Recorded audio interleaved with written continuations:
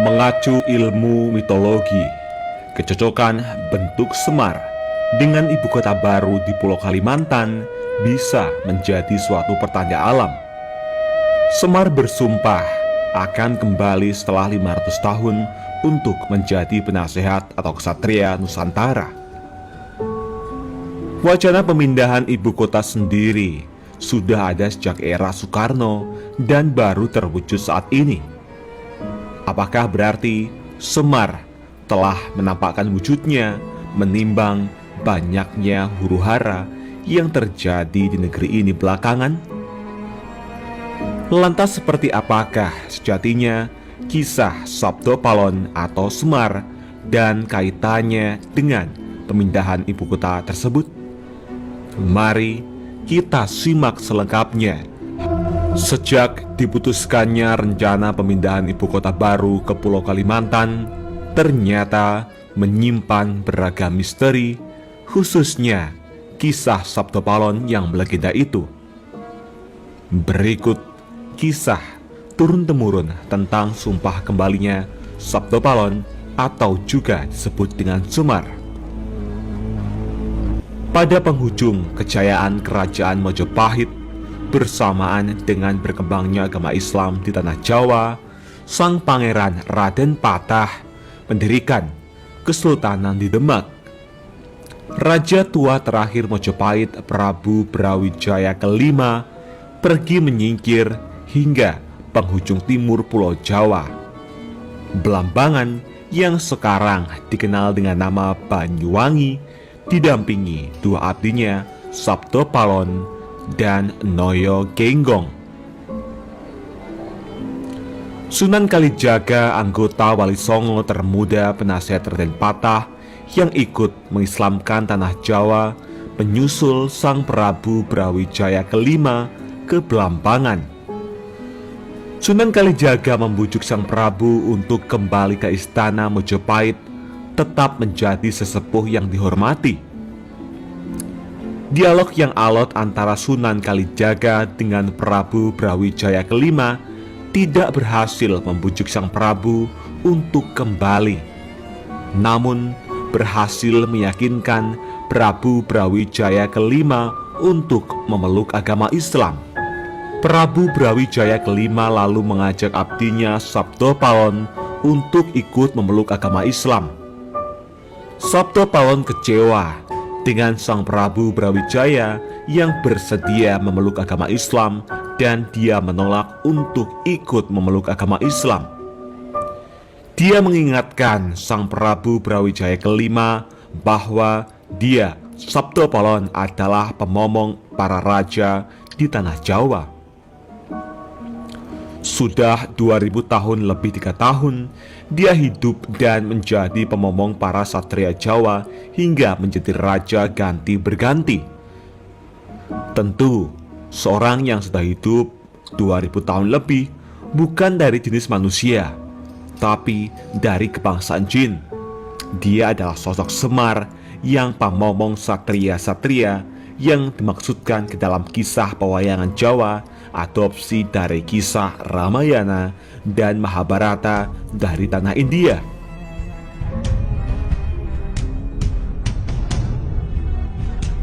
Karena kekecewaannya, Prabu Brawijaya kelima yang dimomongnya terakhir ini masuk agama Islam dan menyebarkan agama Islam ke seantero tanah Jawa, dia memilih untuk moksa, menghilang, menjadi samar antara ada dan tiada di tanah Jawa. Sebelum menghilang, Sabdo Palon bersumpah akan kembali ke tanah Jawa 500 tahun lagi dari saat itu.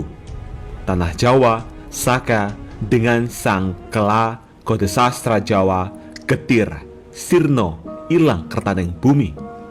Musnah, hilang kemakmuran dunia, yang bertepatan dengan sekitar tahun 1478 Masehi.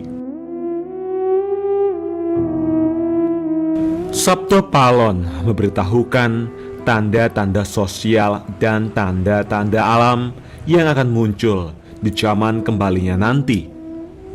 Setelah 500 tahun, agama Islam yang dianut Prabu Brawijaya kelima akan menyebar bahkan seluas Nusantara. Namun Islam hanya menjadi baju yang menempel di raga, sedangkan ajarannya sudah tidak merasuk ke dalam jiwa. Para pemimpin Islam hanya fasih di mulutnya, tapi rusak perbuatannya, tamak kepada harta dan kenikmatan duniawi, tega mencuri kekayaan negara dan berbicara bohong menjadi-jadi.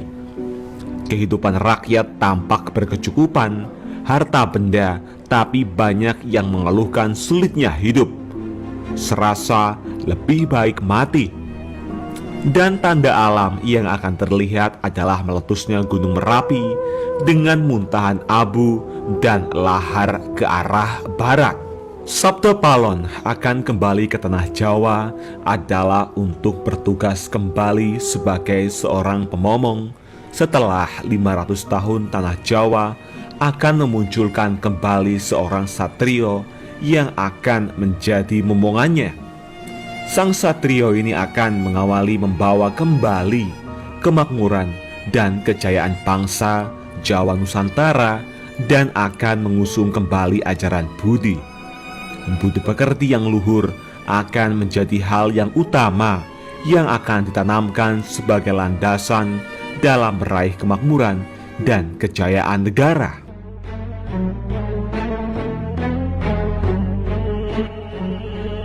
Sabda Palon akan kembali tentu bukan di alam nyata, tetapi sebagai bangsa jin, dia akan muncul kembali di alam gaib, alam maya, bersama pasukan jin dan lelembut. Sabda Palon akan membantu perjuangan sang satrio momongannya di dunia maya, mempengaruhi seluruh manusia yang hidup di Nusantara dengan kata-kata dan cara yang tidak dapat dibayangkan oleh Prabu Brawijaya kelima.